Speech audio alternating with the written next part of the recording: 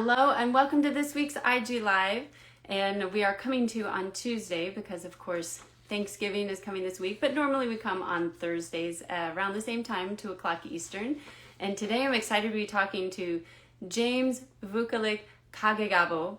And he is the author, he's the author of a number of things. He's a speaker, digital creator, educator. And he's going to be talking to us about his children's book, which is Teaching Ojibwe Language and Culture. So welcome everybody. Hold on just. I highly recommend his Instagram or the YouTube channel. He has a lot of very short talks, a lot teaching about Ojibwe language and culture, or just reflections on how we can use it today. Hello. Bonjour. Hello. Nice to meet you. It's nice to meet you too. Thanks for having me on today. I really appreciate it. I appreciate you taking time to be here. I was mentioning your YouTube channel, which I've been able to spend some time on, and I really recommend it to everybody. You have so many great videos. I mean, a lot of those people can find on your Instagram as well, but thank you for coming on and talking to us. But of course, we're going to be focusing on your children's book, although it's within the context of all the work that you do. So maybe you could tell us a little bit, introduce yourself and tell us about where this passion comes from for sharing ancient wisdom to influence modern solutions through an indigenous perspective. I'd like that. Well, I think I'll properly begin. Bonjour and denoy maknadok. Anin. Kaagegaabaw indigenous cause. Mekanak and dudem. Mekanak wajawing and dunjaba. Beishoka kabakang and danongom. Miigwech bizindaoye. And that's a traditional Ojibwe protocol greeting. I said hello, all of my relatives. My name is Kaagegaabaw. I'm also James Vukelich. I'm Turtle Clan. I'm a descendant of Turtle Mountain. I live close to Minneapolis today, Kaabakang, the place of the falls, and I wanted to thank you all for listening. It's really a pleasure to be here. And my passion for this, I suppose, begins when I first began learning the Ojibwe language, which I really didn't hear the language until I was a 25-year-old man. Mm. I had decided, kind of on a whim, to sign up for an Ojibwe class. I needed to have a full course load to qualify for grants and loans at college. And my mom's Ojibwe and my grandmother's Ojibwe. And I'd studied French, a little Italian, and even a little bit of Latin in middle school.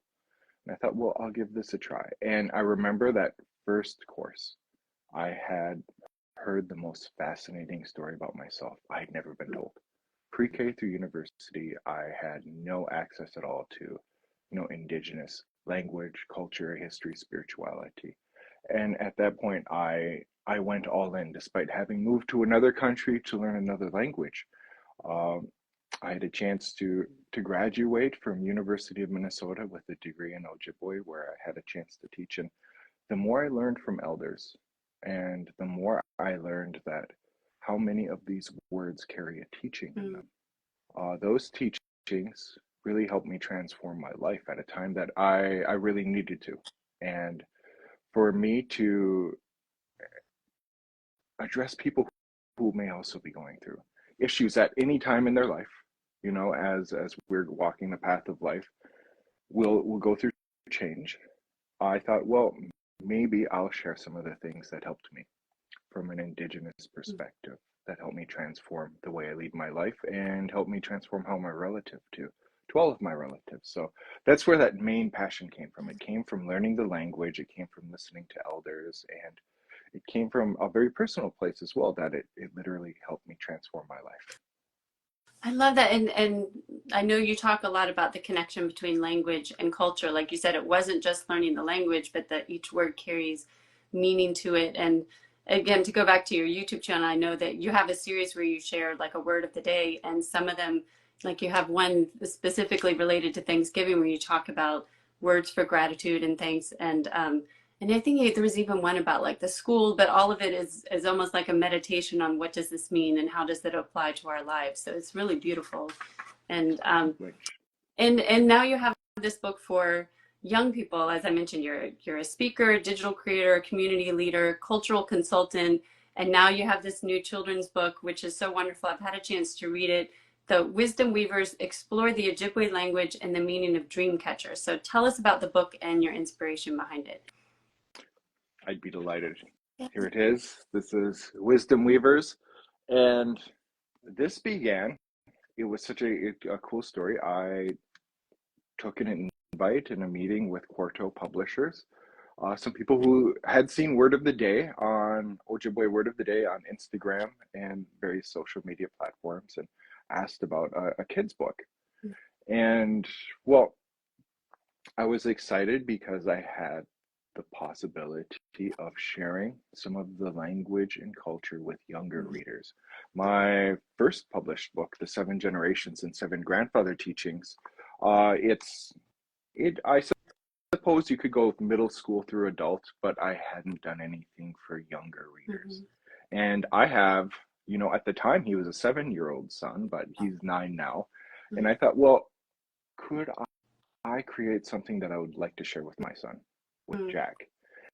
And we discussed the possibility of doing like a day in the life of a young mixed Ojibwe child. And I thought, you know what, that would be fun. That would be cool. And then I thought, well, how could I add some more culture? Relevant culture that is still as pertinent today as it was 100 years ago, 400 years ago, or even 1,000 years ago. And I thought, well, why don't I talk about some of the cultural points I'd like to share with Jack? Or maybe other parents would like to share with their kids. So I wanted to talk about dream catchers, because dream catchers sometimes are mistaken for maybe pan-Indian, that all indigenous nations have them. Their origin is with the Ojibwe people. And so I thought, well, here I have an opportunity to share the Ojibwe name for dream catchers, which when I learned it, I was very excited about, in Ijion, talk about its cultural significance, and also get some of the really important cultural and spiritual aspects of the language across in this book. So that was the main one. And then I thought, this book actually, it's all of the stories really took place, but when we went out to harvest red willow, that was during the first weeks of the pandemic. And I had found myself on a busy speaking schedule, and all of a sudden I was at home, and I thought, well, I'm going to take Jack out to harvest red willow. And I thought, if I could have a magnificent illustrator like Marcus Trujillo literally document that very special time in our lives, I would definitely want to do the book. And I got to share the language, I got to share the culture, and the language aspect was maybe the biggest sell for me, because originally we had spoken about having buttons that you could press and then hear me pronounce the Ojibwe language. But as the technology was changing, we now have QR codes in this book, which some of the words, I mean, it's a brand new language for some people, and even some newer language learners. To, if you think of you're in bed, you're reading your story at night with your child, and you get hung up on a word, now you could literally use your phone or your iPad, hover over it, and I'll pronounce the word for you. And so kids can have a chance to read, see, and listen to the language as well as their parents, and have hopefully the opportunity to learn together.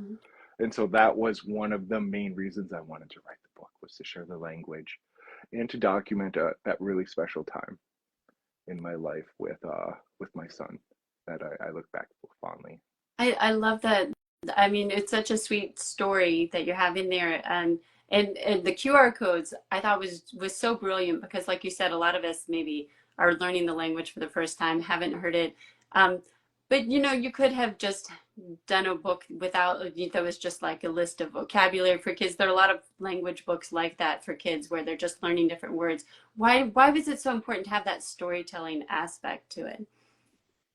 I think that we learn best when we're interested, when we're intrigued, and Indigenous people are really good at this, at teaching through story. And so that is a technology that has been here in Turtle Island, our traditional name for for North America, for literally thousands of years. And I thought, if it works, use it, go with it. So to have a chance to tell the story, often, when you think about like a grammar list, and I'd worked as a language teacher for over 20 years, it might be a little boring for some. It doesn't reach your biggest audience, whereas a story will speak to everyone from brand new readers to elders. So I thought I would go with that. And Yeah, and actually that kind of when you're talking about the storytelling being such an old tradition, gets at I remember in one of your videos you kind of talked about how I think it's, at one time there were petroglyphs, then it was on birch bark, and now you're using PowerPoint, you know, in your presentation. Kind of similar here, like at one time it was oral traditions, you know, and now you're doing social media and books with QR codes. So how is this kind of tradition of passing on culture and language to the next generation evolving and yet staying the same? it's it's really fascinating, and it's a cool part and point of history to be in where we're at right now, because of the each one of us is carrying in our pocket like a multimedia device that we can Right, communicate with people all over the world instantaneously. I can listen to any song I'd like in the moment's notice. uh, I can watch videos from the beginning of people filming. Those have been posted to YouTube, to whatever's happening in France right now, right, or in parts of Africa. So it's a really cool part of history to be in. Yet, for me, my approach has always been that if you have a spiritually mature background, if you have a culture that's spiritually mature, they're able to use new mm, technologies without being profoundly affected or changed right, by them. And you need a high level of maturity to deal with that. So for me to tell some of the stories and to use that medium of discourse, which is storytelling, which is the oral tradition, using a brand new technology like a cell phone as we're talking right, to one another. mm, uh when I was a kid, this was something reserved for cartoons, right, that it was unbelievable that we could do this now. mm, But to be able to use, again, that old, maybe one of the oldest mediums of communication, storytelling, once you have a new technology, it doesn't really change that. mm, But if again, if you don't have, I think, that level of spiritual maturity, it can really, maybe skew the way you look at the world. right. So to be able to use these new technologies and these new tools in a way that benefits us is, again, it's something that I'm really excited about. Uh, you know, Facebook, Instagram, YouTube has done a really good job at connecting many people in Native America, in different indigenous communities, because in the old days we would literally have to walk and Right. talk and visit, and now we can kind of do that instantly, which is nice because that cultural component of visiting, of storytelling, is still there, but now we can reach so many other people with the Right. new media. And like you said, it's funny as technology has advanced. In some ways, it's allowed us to keep the older medium, you know, of like the oral storytelling, that personal connection. That because we're able to have these kind of conversations and people are able to watch this live, you know, that we're still kind of maintain that to some sense. Um, and I mean, we've kind of already talked about this some, but I wonder if you could talk a little bit more about I know you were involved in the Ojibwe language dictionary project. Now you have this book. Why it's so important to pass this on, the interconnectedness with the culture. Um, why is that so important, especially as you mentioned, like kind of at this point in history? Because you kind of touch on this in the book, which I thought was great that you included that about how there was this break, you know, with the residential schools and so on, that there were like at least a generation or so that where the language wasn't being passed on, and now we're able to. Why is that so important to kind of reconnect with that? Well, like on the dictionary project, what is still so cool about it, because it's still growing, it's online. You know, if that book were to be published, it would be maybe like this thick, Hmm. and it would be stuck in time. And because of using the new online media, it's growing, and it can continue to exponentially grow.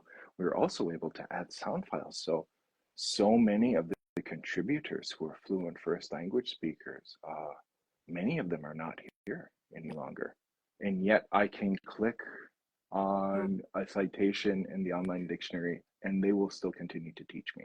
Right. They'll pronounce these words for me that are, very long and complex and beautiful to hear when they're spoken by a fluent first language speaker. And the importance of passing that down to the generations, I don't think can be understated. There, I think we began this talk with talking about how many teachings can be found in a word, especially with a culture that has a really strong tradition and a really strong oral tradition and that background.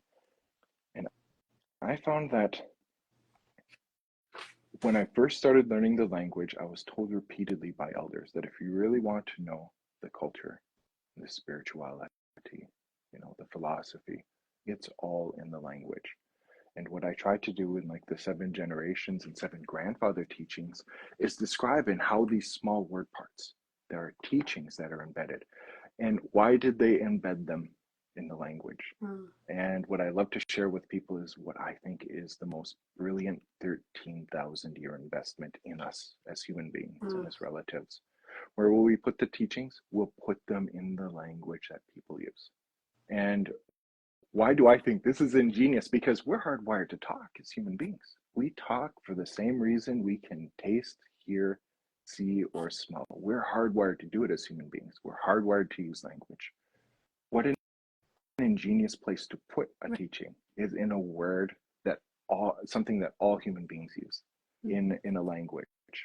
What I don't think anyone could have predicted when they were doing this was that there'd be a period when we didn't use the language. No one can predict something as absurd as the boarding school era, when it was in some cases illegal to use the language, when you had youth who were literally struck and physically punished for using the language, a period when we didn't use the language every day. So we find ourselves at a crossroads where we really need to invest.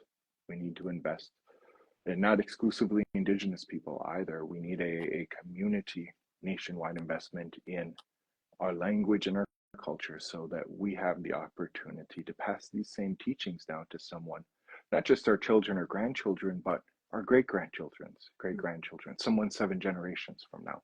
They deserve that as well. So that is why I feel there's so much importance in the words, because that effort and that attempt to pass down the teachings over thousands of years, it wasn't put into a book, it was put into a word. What do you hope that young readers take away from reading your book? I mean, as we talked about, it kind of incorporates a lot in. On the surface, it seems like a very simple story, simple book, and yet it has the language, it has the culture, you introduce some of the history. What do you hope they take away from it? On the surface, and initially as a storyteller, I hope they're entertained for a little bit. Right.